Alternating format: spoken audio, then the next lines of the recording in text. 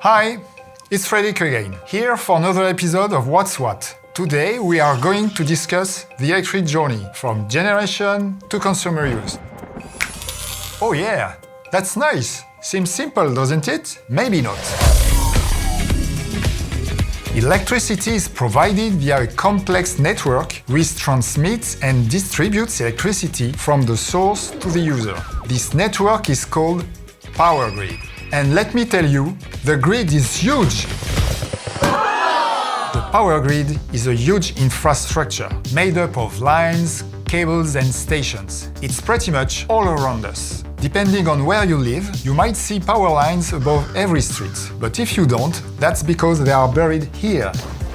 These lines come from a given source of energy. Sometimes the source of energy is a country away, and sometimes it can be right there, in your backyard. In fact, electricity can be generated wherever there is sunlight.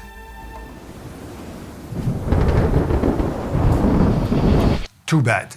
The sun is pretty much the basis of all energy. We have a variety of different ways to capture energy from the sun. The solar panel system is one example. On a larger scale, there are solar farms, wind farms, and hydropower plants. Now, it is the power grid that transports the electricity we capture, similar to how water pipes carry H2O. I know what you're thinking. Electricity and water typically don't mix.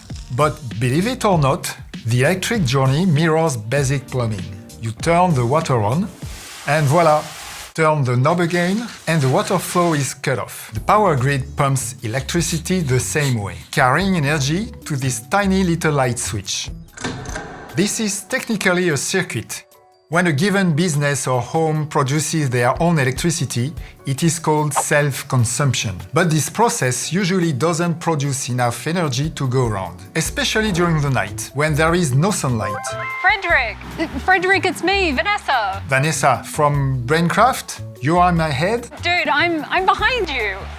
I heard you were having some trouble with self-consumption, and I figured I'd help you out just on my way to the Braincraft lab. So, if you are running a self-consumption system and you have a shortage of electricity, other self-consumers who have an excess might be willing to share or trade. Sharing is caring, right?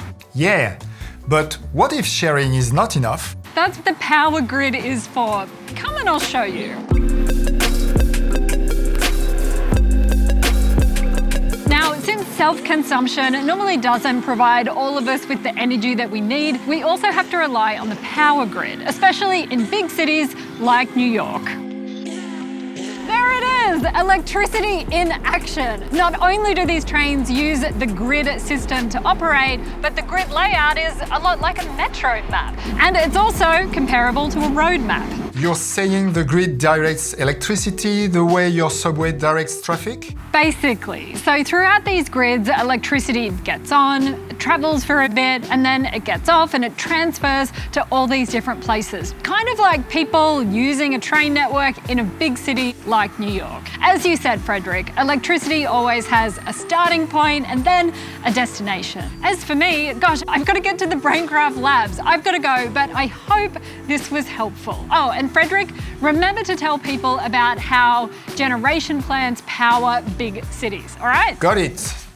Metropolitan areas need huge amounts of power. Generation plants supply most cities with electricity. In many cases, these plants are far away from the consumption centers. Take China, for example. Its power grid uses gigantic lines to transmit up to 12 gigawatts over 3,000 kilometers. But why put plants so far from consumption centers? Hydropower plants are often built in the mountains, near a source of water.